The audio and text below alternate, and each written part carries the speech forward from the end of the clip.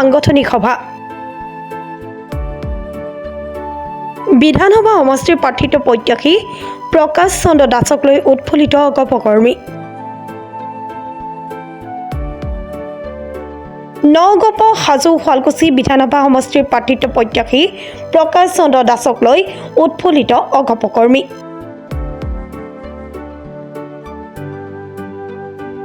অগপকৰ্মীয়ে পুষ্পবৃষ্টিৰে আদৰে প্ৰকাশ চন্দ্ৰ দাসক এনডিএ মিত্ৰজোঁটে ডক্টৰ হিমন্ত বিশ্ব শৰ্মাৰ নেতৃত্বত পুনৰ গঠন কৰিব চৰকাৰ এই মন্তব্য অগপৰ কেন্দ্ৰীয় সমিতিৰ সাধাৰণ সম্পাদক মনোজ শইকীয়াৰ আপোনালোক সকলোৱে গম পাইছে যে ইতিমধ্যে যিটো সমষ্টি পুনৰ্গঠন নিৰ্ধাৰণৰ পিছত হাজো শুৱালকুছি যিটো বিধানসভা সমষ্টি হ'ল এই সমষ্টিটো এইবাৰ বিধানসভা নিৰ্বাচনত আমাৰ এনডিএৰ তৰফৰ পৰা অসম গণ পৰিষদ দলক প্ৰতিদ্বন্দ্বিতা কৰিবলৈ আগবঢ়াই দিয়া হৈছে আৰু এই যেহেতু আমি অসম গণ পৰিষদ দলে এনডিএ হিচাপে আমি ইয়াত প্ৰতিদ্বন্দ্বিতা কৰিম অসম গণ পৰিষদ ভাৰতীয় জনতা পাৰ্টি আমি সকলোৱে লগ লাগি ঐক্যবদ্ধভাৱে যিহেতু প্ৰতিদ্বন্দ্বিতা কৰিম তাৰে প্ৰথম আজি আমি অসম গণ পৰিষদ দলৰ সমষ্টি ভিত্তিত এখন সভা আমি আজি অনুষ্ঠিত কৰিছোঁ যাতে আগন্তুক নিৰ্বাচনৰ যিখিনি চিন্তা হ'ব আমাৰ কাম কাজ হ'ব সেইখিনি আমি আলোচনা কৰিম আৰু ইয়াৰ পৰৱৰ্তী সময়ত দুইদিনতে আমি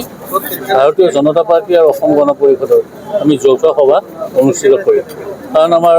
শুৱালকুছিত এটা মণ্ডল আছে আৰু হাজোত আমাৰ দুটা মণ্ডল আছে এই তিনিটা মণ্ডলৰে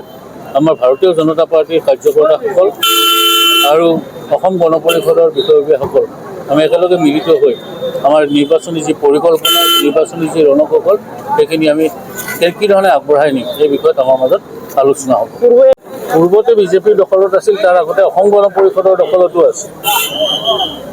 আৰু মই ভাবোঁ যে মাননীয় মুখ্যমন্ত্ৰী ডক্টৰ হিমন্ত বিশ্ব শৰ্মা ডাঙৰীয়াৰ মাৰ্গদৰ্শনত তেখেতৰ আশীৰ্বাদত আমি দুয়োটা দলে ঐক্যবদ্ধভাৱে নিৰ্বাচনী যুঁজত অৱতীৰ্ণ হৈ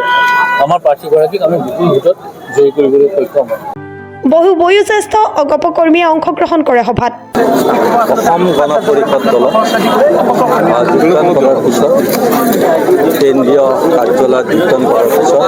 আজি হাজো শুৱালকুছি সমষ্টিৰ অসম গণ পৰিষদৰ বিশেষ সাংগঠনিক সভাত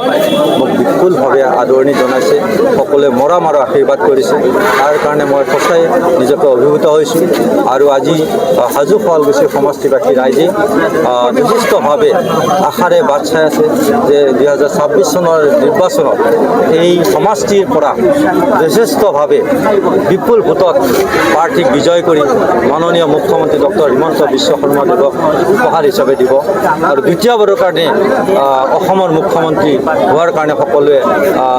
মুখ্যমন্ত্ৰীক আশীৰ্বাদ দিছে আৰু এই হাজো শুৱালকুছি সমষ্টিৰ এনডিএৰ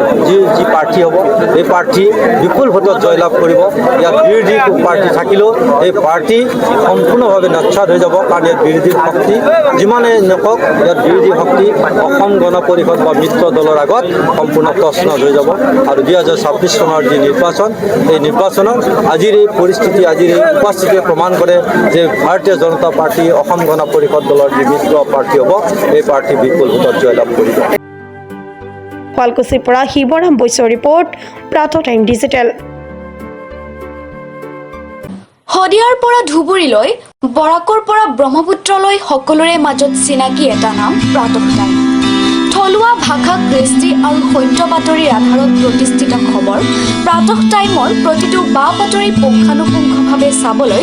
Facebook YouTube website Twitter Instagram আৰু ব্লগাৰ পেজত লাইক আৰু ফ'ল'